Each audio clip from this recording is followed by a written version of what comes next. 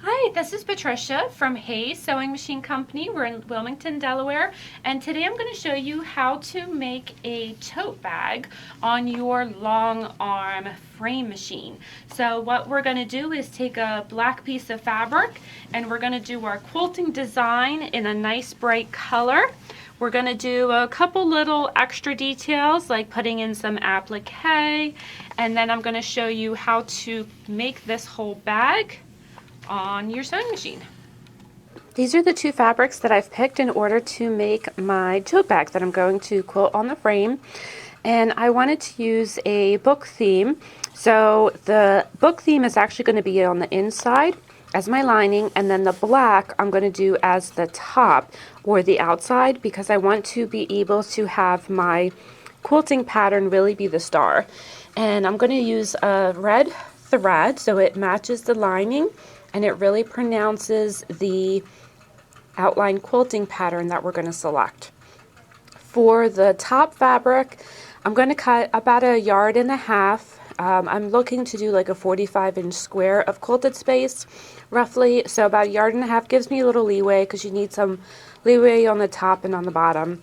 The backing you need a little bit more, so this one we're going to do 1 5/8, just a little extra because you need to be able to attach it top and bottom to the actual frame and the leader cloth, so it go a little bit bigger on the back.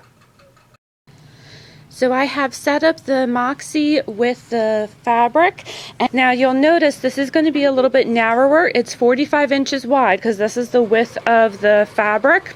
And so when we were layering this up, you do need to just be aware to kind of get that as lined up as best as you can on both of the sides. We're not going to be able to stitch all the way out to the end, but we're going to just try to go as far out as we can. So I have basted with my red thread as close to the edge as possible, trying to get it kind of in the salvage area, going through the backing and the batting. Now traditionally when you are doing this, you would also have your clamp set up, but because I'm going so close to the edge, I couldn't get the clamp and still be able to stitch. So I was kind of holding this back as I'm stitching, and then let me show you a trick for attaching your clips to the end. So part of what happens when you have the clamp on here, as we start moving the machine over, can you see how the clamp is kind of getting in our way and the machine is hitting it? So in order to eliminate that, so I can get as much space as possible, we're actually going to take a piece of twill tape, about 4 inches, 5 inches. You're going to fold it in half and we're going to safety pin it to the edge of the quilt. And so now we have this tail, and we're going to take our bungee and we're going to attach the bungee to the tail. And so now what will happen as we're moving the machine, see how I have more room, so I will be able to get closer to the edge but still get that nice kind of flat area to work with. So now we're ready, our fabric is on, we're now ready to start setting our design. So the very first step on any computerized quilting is we need to tell the machine where it's safe to sew. And in Prostitcher Lite, that is called frame space. So we touch frame space, and then we roll on up to the left-hand corner. So I'm actually going to come a little farther out than the black fabric because this is not where I'm sewing. We're just telling it where it's safe to sew. So we could come all the way out to here, and I'll come over to the right-hand side of the screen and you'll see a 2 corner. So if we press 2 corner, you hear a little bell, and then it's saying, okay, go all the way down here to the right-hand corner. Now, we don't have a lot of backing fabric, so we need to be safe by being on that black fabric. So we're going to come in and we're going to say that's where our safe area is. And so we do that, and then what you will see is that you get a reddish wine color box on the screen. Now, at that point, we're now looking, we've told it where it's safe to sew. Now we're looking to set up for our actual design. And this is called area, and area is the same tab where we found the frame space. So what we want to do is we want to place our machine where we want to start the area of the sewing. So I'm going here. So frame space, I was out here. I don't want to have my design on my salvage edge. So I'm just coming in just a little bit from that salvage edge. Now, what I always think is interesting is on the frame space, you touch frame space, and over here on the right is to corner. When you're doing the area, it's more immediate. So when you position the machine and you're happy with where the machine is going to be, you're then going to touch to corner. Once again, you'll hear that little ding, and then you can run over here. Now, Patrycja wants to do a 7-inch design. And so we have made a mark on our fabric here where it is 7 inches down from our basting row. And so we're going to take and we're going to line that up. I don't want to stitch my twill tape because I'm going to need to do my twill tape as I roll up the quilt. I'm going to need to shift that. So I don't want to stitch it to the fabric. So we're going to tuck it in just a little bit in, but I'm coming down to this second dot right here. That second dot is 7 inches down from the basting. So we're going to take and we're going to press the to corner, and then all of a sudden we now have a pink box inside of the wine box. It's got a little bit more of a gap here, a lot of gap in the front, and we're just making it in on the other side. So long as the pink box is within the frame space, then it will sew. If we're sticking out at any point, the machine will not allow us to run. The run icon will forever stay grayed out and you will not be able to run it. So if you get the frame space and then you get the area and you're like, oh, there's a little bit of overlap there, you may have to go back and reset the area. Now, once you've got that done, now's where the fun becomes. So what we're going to do is we're going to go to File, and we're going to go to Design. And we're going to open the Book Nook design, which is a design that Patrycja brought in from the outside of Prostitcher. So there are lots and lots of websites that you can buy quilting designs on. It's fabulous. So we brought it in on the little stick here, and we now have it in the machine. And so we're going to touch that, and boom, it's going to stick our row of books over here. But you're like, but no, I want it in the pink box. It's not a problem. We're going to go one tab over from area. And what I love is the tabs almost go numerically from left to right. So we were in area, so we're now going one tab over to modify. We're going to look for skew, and we're going to take it and we're going to tell it to skew it. So we're going to touch that, and it took that one book and it dropped it in that pink rectangle we just made. So that's great, but I don't want fat books like that. I want to have regular size books. So I'm going to come one tab over, and we're going to take it and we're going to do repeats. So we have horizontal repeats and vertical repeats. Almost all the time you're using horizontal, and it's actually what the Prostitcher Lite triggers, so you don't really need to think too much about it. And what I love about this, quilters, you know, we're visual people. So when you come over here to the plus, I'm going to take and I'm going to add 1. Do I like it? Yeah, it looks better, but my hearts are like all stretched out. So if I come in and I do 2, oh, that's looking better. How about 4? Yeah, that looks pretty good. Let's go 5. Ooh, I really like the 5. Come in there. 6. We're getting a little skinny. So let's go back and minus that out. And so we're going to do 5. So I'm doing 5 repeats of that initial book section. Now, what you'll notice is on the screen, there's a green little X in a circle, and there's a red. So green means go, red means stop. So our machine is over here close to the red. So really what we want to do is we want to roll it on over so it's closer to that green dot. Now, it's not a crisis if you don't remember that. because the machine, once you start the Pro Stitcher, it will take the machine over to where the green dot is. However, it takes it a while. So it's kind of like coming across. So it's always better to have the machine closer to that green dot to start with. Now we are ready to sew. So we're going one tab over. Do you see a rhythm here? Area, modify, repeat to the Pro Stitcher. And so the Pro Stitcher, we're going to hit run, and a little sign's going to come up, and down at the bottom it's going to say make sure that the needle is up. Now they're talking about two things. They're talking, is your physical needle out of the fabric? And it's asking, is your needle in the default to the up position? It's super important when you're doing computerized work, if you have needle stop down, which I usually have if I'm doing free motion or ruler work, it kind of holds my place. But if your needle's down and the computer is running, the computer doesn't know that the needle is down. And so it will literally rip your quilt. So very, very important, and they flash it in red at you to remind you to check that out. So we are good to go. We've got our needle in the default position, in the up position, and we've also got the needle out of the fabric. So now we can go to proceed, and when we press proceed, the machine, it's going to move over, it's going to take a stitch for me. And so what I'm going to do is I'm going to take and I'm going to pull that bobbin up. Because as all quilters know, if you leave that bobbin thread underneath, you are so going to get caught. Or it's going to get caught, as it were. Murphy and I are really tight, and if I leave it underneath there for even one run, that's always where I'm going to get a thread snarl.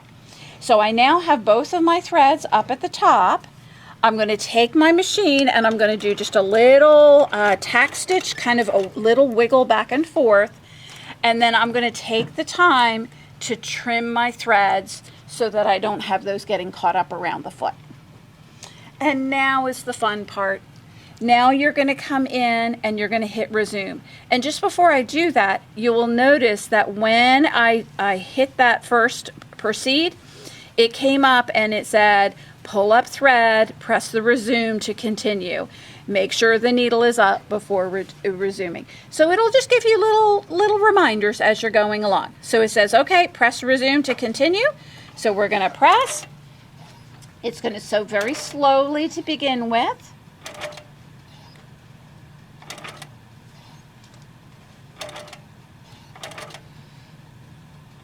And then off it goes.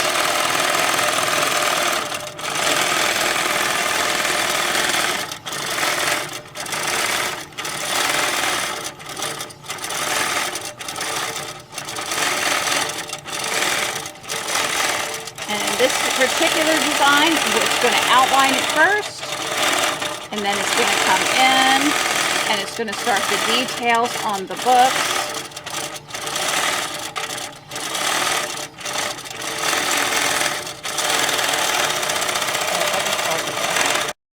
Okay, we are done. It has sewn the row all the way across, so pretty. All right, so now we need to move our fabric up. So we're going to start with the simple things. We're going to take the clamps off of the side. Because we're working with our cheater of our twill tape, we're also going to need to undo those.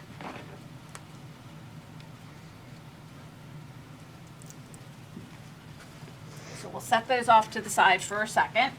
We need to cut our thread on the machine so that the machine is separate. So over here on the left side of my frame, I have two little latches. We're going to pull those latches and we're going to roll the fabric up onto that back bar. Now, as we go, the last bit of stitching that you have, if you lay your hand down, your hand should basically fit into that. So you don't want to roll it up too far, because then what will happen is you'll have like a big gap in between. So about a hand's breadth. As soon as you get to that, you're then going to stop. You're going to take that front latch And I like to do it in the order I put it on the frame. I tighten up the backing bar, which is this middle bar. I then come in, I pull on my batting. So my batting is nice and flat. We don't want to have a tuck in our batting at any point. And then I'm going to come in and I'm going to take the last latch and we'll tighten that up so we're looking really nice. Now, before we reattach our little tabs for putting our clamps on, we're going to come in and we're going to baste the edges. And basting the edge is very important when you're doing computer work, because we don't want to let the foot get caught between the layers of fabric, because once again we could tear our quilt that way. So we're just going to come in, I'm going to pull up my bobbin thread, I do a little tack, and then I'm just going to pull straight forward and I'm going to anchor that down. Pull a little slack off, go ahead and break your threads, and then we'll come in and we'll do the same thing on the other side.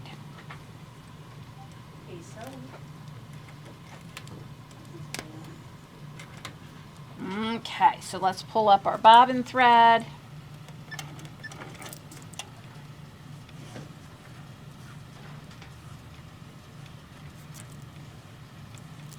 And do a little tack. And then once again, we're going to just run. And you just go until your machine won't let you go any further. So you don't have to kind of guess at how much. When you're done, make sure you take the time to trim up your threads so they're out of the way. Now, we would like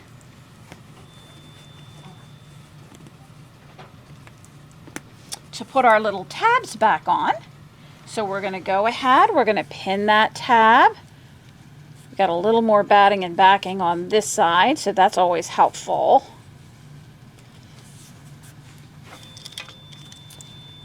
And then we'll put that clamp on there. And then we'll come over on the other side and we will take it and we'll pin that up on here.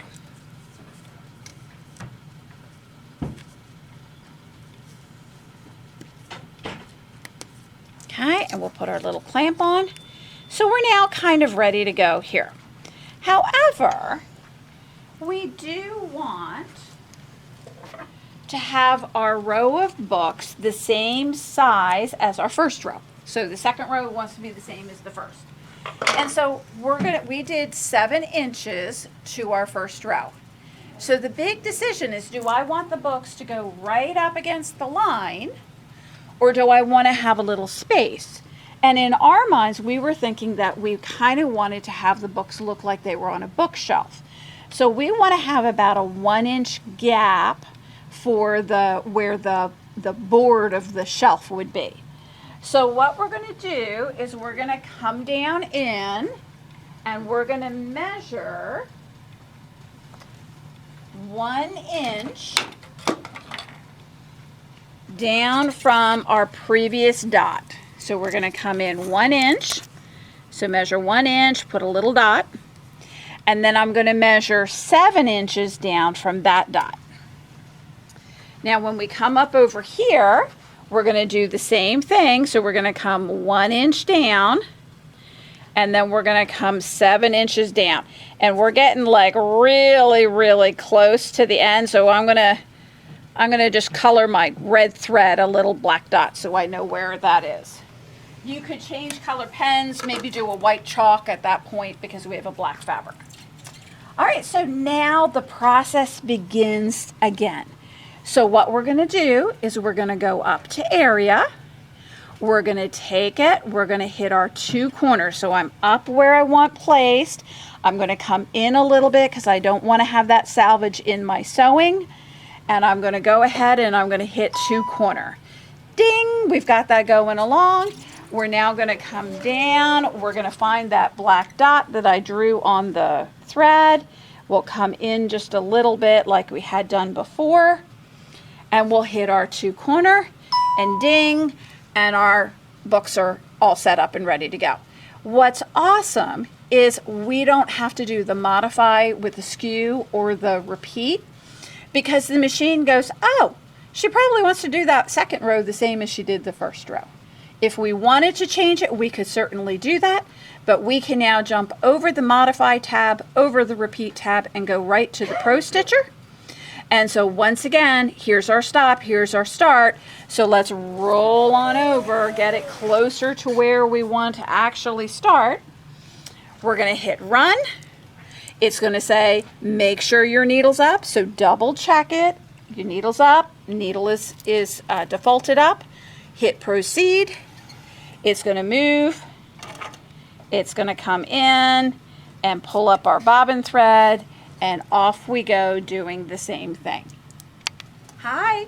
So we now have our third row completed.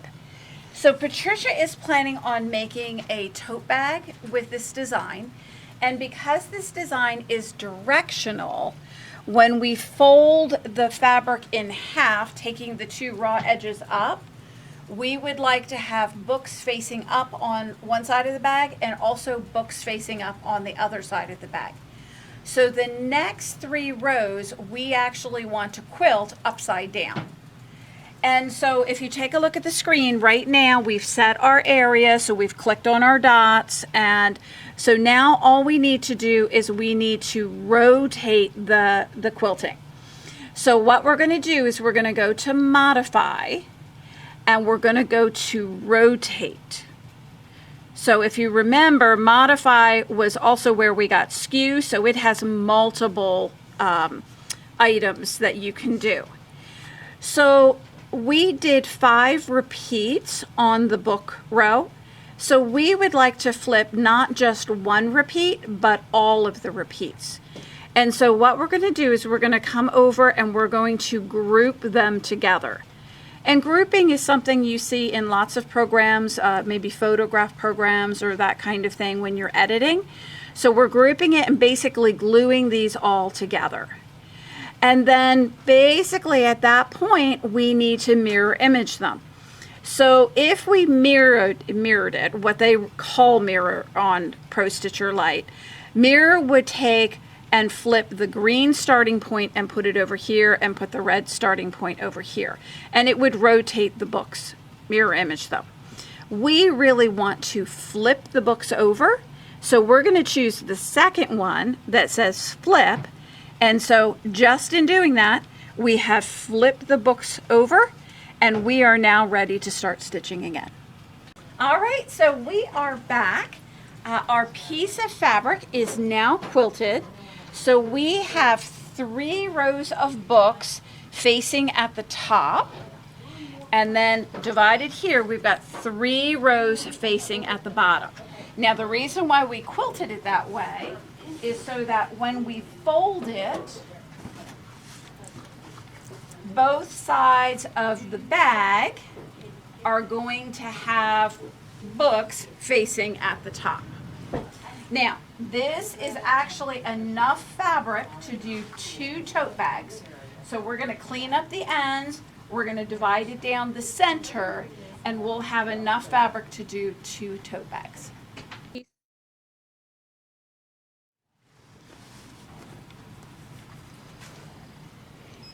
See if the stitching will show up in the camera. Yep, thank you. So I'm going to bring this over to my rotary cutter, and I'm going to start cutting and trimming down my fabric that we just quilted, and I'm going to trim down the sides. I'm going to actually unpick the basting stitch here so I have just a little bit more leeway, and then we're going to give ourselves a clean edge on the top and on the bottom. So I have trimmed the sides and the top and bottom for this quilted piece. I only had about 1 inch of space on the top, so then I did 1 inch of space on the bottom as well to keep it even. And then I also cut it in half because this is going to be 2 bags. This particular pattern also has these hearts that were stitched in there, and thought it would be kind of fun to make it as an applique. So I'm just going to get a piece of tissue paper and just hover over top, and I'm going to trace the little outline area of the heart, so I can use that as my template. I have some scrap pieces of some Wonder Under, fusible web, and then just some scrap pieces of different pink fabrics. I found this ombre fabric that was kind of fun. So I'm going to trace this heart, and I'm going to actually move this out of the way, and I'm just going to trace it a little bit harder onto this tissue paper so it makes a bit of an indent. I'm being lazy, I don't want to cut it out, so I can follow my indent and I have my heart shape. And I don't want to do all of the hearts. I think I'll just do the 2 in the center, and then we'll have 2 on the back. So I need a total of 4 hearts. So I'm going to grab my other piece and I'm just going to trace the heart.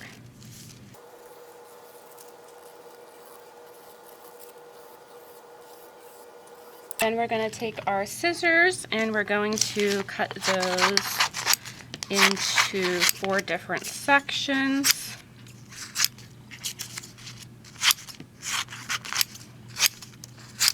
And we're going to head over to the iron. I'm going to give my fabrics just a little press to warm them up. We'll just adhere a little better. We're going to flip them over to the back side so that way the raw edge of my fabric is showing. I'm going to peel away part of this paper so that it exposes the adhesive, and we're going to stick it in the center of all of these pieces and make sure I get that adhesive on there. And then we're going to take our iron and you're going to hold in place for 10 seconds. And then we're going to move on to the next one, hold in place for 10 seconds. You want to give it enough time to loosen the glue and then re-adhere.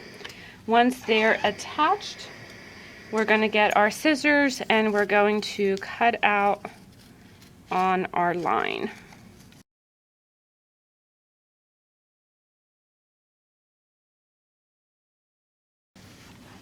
We're going to bring over our bag and we're going to peel away the back. I find it easier to, almost like I'm tearing it in half. That way it kind of releases the paper, and then I can pull on the paper and the glue stays on the back of this guy here, and then we can line it up. If it doesn't look perfect, that's okay too, because we are going to be stitching around it. And the original stitch is covered, so if it's not perfect, that's okay.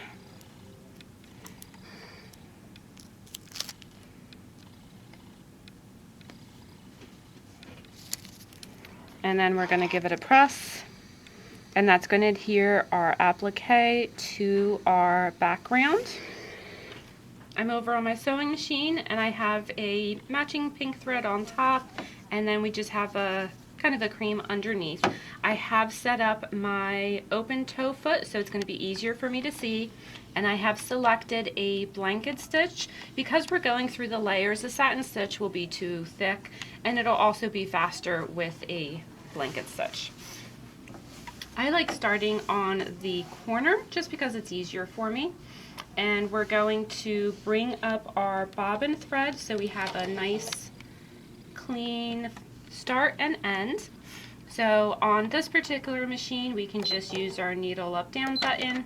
That will let us bring up our bobbin thread, so it makes it easier to catch, and the inside of the bag will look pretty as well.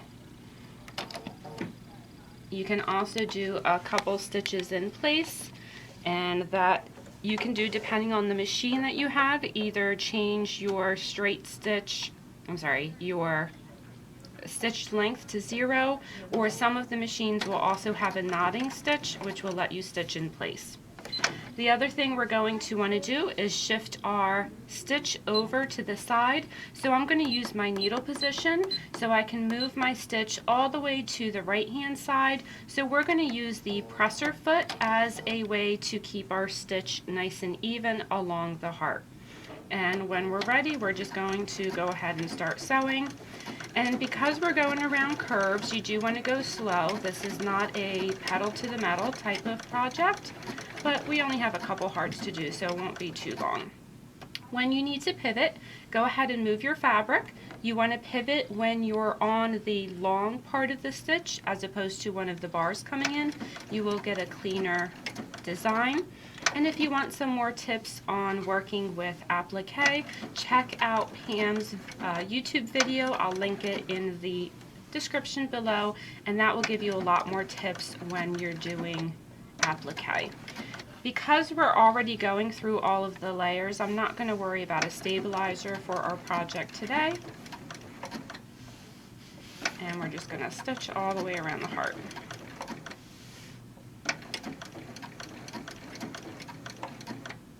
When you get to that inside point, make sure that you pivot when you are on the long stitch as opposed to one of those bars.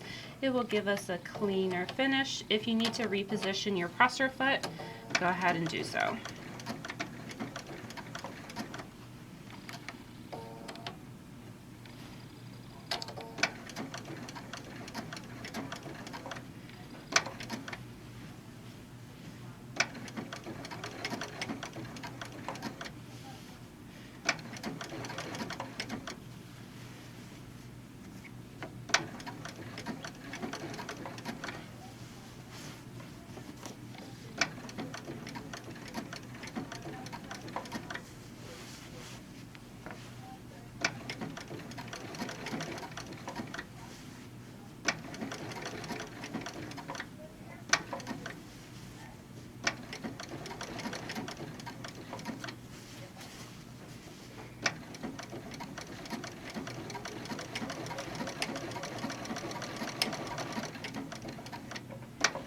When we get to the end, we can do our knotting stitch. So it'll just stitch in place a few stitches. This particular machine also has built-in scissors, so it will cut my thread. That way I can pull out my fabric and move on to the next heart. To put our handles on, we're going to fold the fabric in half so we can find our center point. And then I like to do them about 6 inches apart. So I'm going to measure about 3 inches from the center point on both sides. And we're going to take our handles. I like to cut them about 27 inches. Now traditionally I would put handles in this way, but because we're doing a different technique and we've already quilted, we're going to fold our webbing over. So I'm actually going to bring it up like this. Don't go all the way to the end, come a little bit down, and then we're going to fold this up like that. And roughly I want to have about 1 inch covered. So we're going to grab some pins to hold that in place.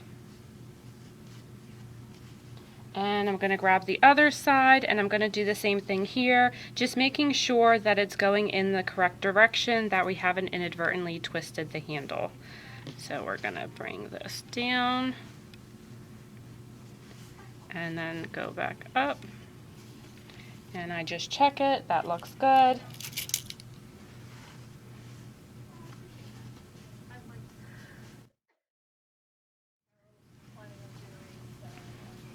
And then we're going to do the same thing for the other side.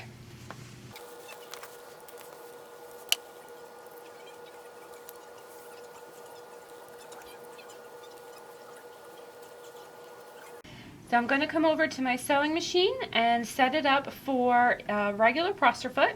And I'm going to have a triple straight stitch, which goes over the same stitch 3 times.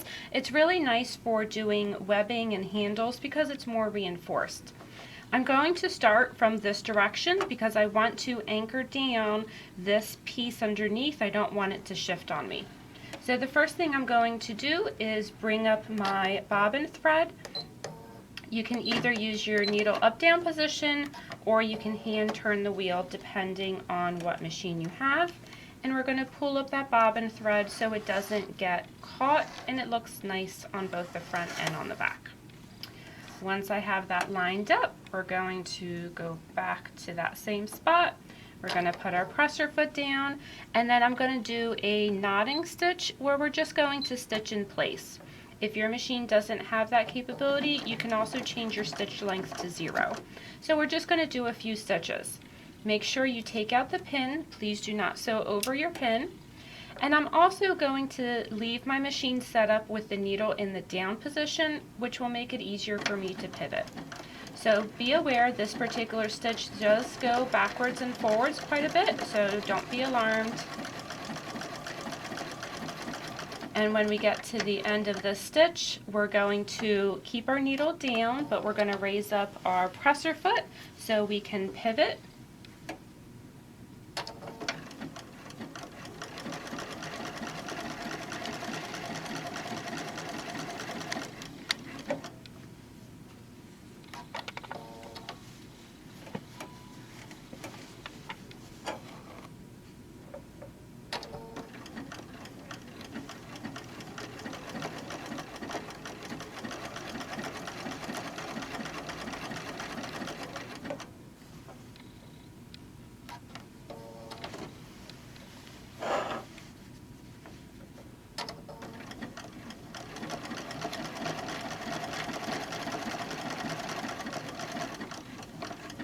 And when we get to the end and meet up where our stitch began, we're going to do a knotting stitch to collect that thread, and then go ahead and lift up your presser foot. We can pull everything out and give it a nice little trim. So go ahead and finish up all of your handles. I'm going to head over to my serger to do my seams. We have it set up for a 4-thread overcast, and the majority of the stitching will be on the inside, so I have these 3 as my cream. I did put a black in the left needle since I have a dark fabric. When that seam is stressed, the black will show, so at least this way it will blend a little bit better. I'm going to line up my top edge, and I'm just going to tuck it under the knife just a little bit to get it started. And we want to trim a little bit. So as I'm pulling along, I'm just kind of keeping my finger along the guide.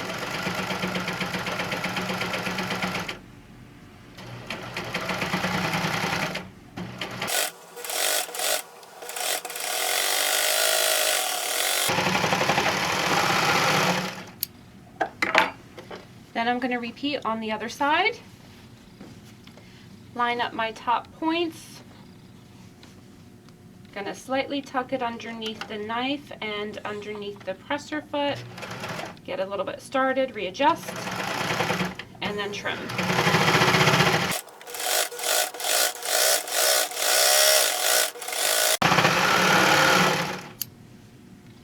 So we have the sides of our bag serged, but right now it's kind of like a flat tote bag. I would like to make it dimensional, so we're actually going to cut out squares from the corners in order to be able to do that.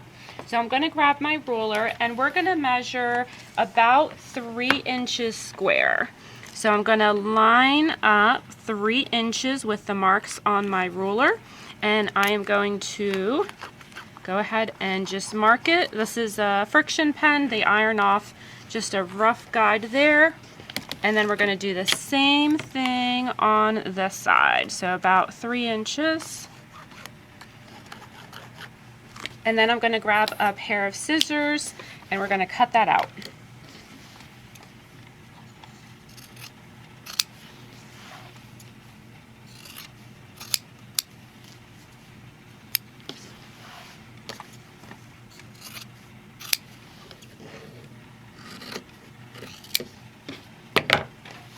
We're then going to open up this side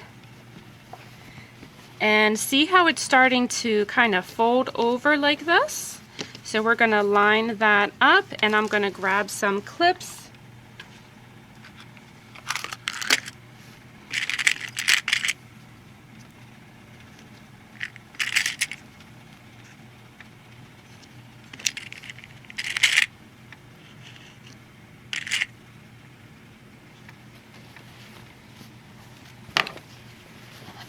And then we're going to do the same thing on the other side.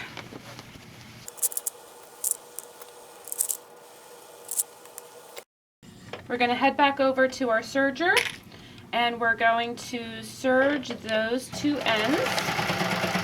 Again, trimming off a little bit of fabric. And when you come to this end, it's a little bulky, just push it down to one of the sides. You may just want to slow down when we get to that bulk.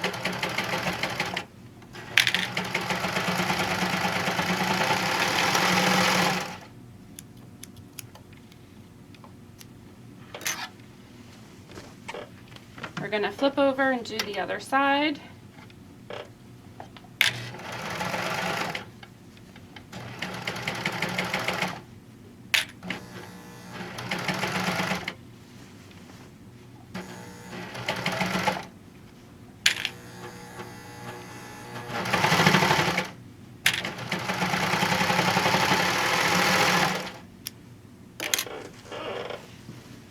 So you can see how we're now starting to get some dimensionality into our bag. Before I finish off the ends and cut the thread, I want to put some fray chick on the end. This is a liquid sealant, and this is going to help prevent the thread from fraying. So we're going to put a few drops on all of these sides. So the 4 pieces on the bottom, and then also our 2 pieces on the top. And we're going to let that dry. I usually let it dry for about an hour, and then once it's dried, you can go ahead and cut the thread, and then it won't unravel. For the top of our bag, we want to enclose that raw edge. So you could do a traditional binding on there, but I'm going to work with By Annie's fold over elastic. This comes in really bright, fun colors. There's roughly about 2 yards in the package, so 1 package will be plenty. And it has some stretch to it. You'll notice how there's a bit of a seam in the middle already, so it makes it very easy to fold in half. And we're going to just put it around the edge of our tote bag, and we're going to stitch around it. We have our regular presser foot on the machine, and we have a zigzag setup with about 3 in length and 3 in width. I'm going to start over on one of the corners. The nice thing about this is that it doesn't fray, so I'm just going to keep the ends as they are, and we can always just overlap it a little bit. So I'm going to get this part here started, and I'm going to overlap just a little bit on that side. We're going to bring up our bobbin thread, so that way I can do a catch, and it looks nice on both the top and the bottom.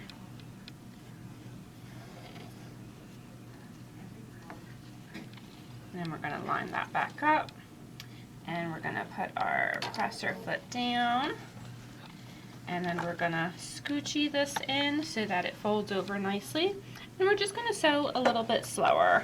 It's not going to be a pedal to the metal because I'm encasing the raw edge. I'm going to do a little bit of a tacking stitch just so we can anchor that section down. And let's shift over my presser foot just a tad. And I'm going to kind of work on keeping the edge of the binding here with that inside toe edge. That's just what I'm using as a guide. Depends on the presser foot, depends on your machine, so you can use what works for you. That beginning, because I'm going over a bump, will be a little bit more cumbersome, but we can get that lined up. And then we're just going to go ahead and stitch, and we're going to go all the way around. So I've gotten to the last section where we're almost done, and we're going to sew a little bit more, maybe like another inch or 2, and I'm going to just overlap the elastic. So let's just cut it maybe about a 1/2 inch extra.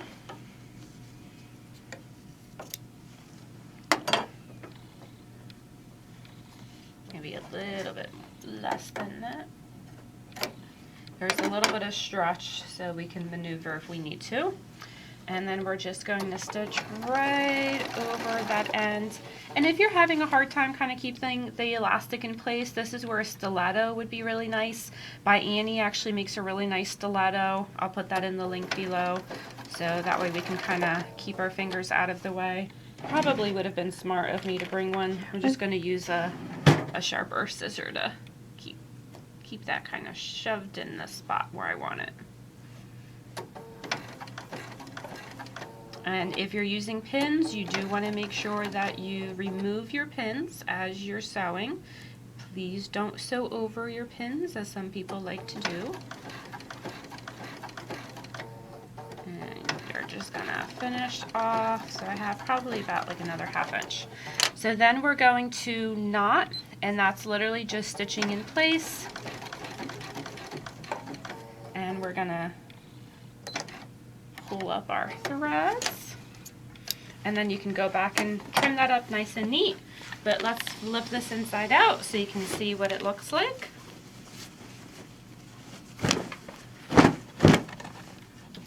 That is beautiful. Ta-da!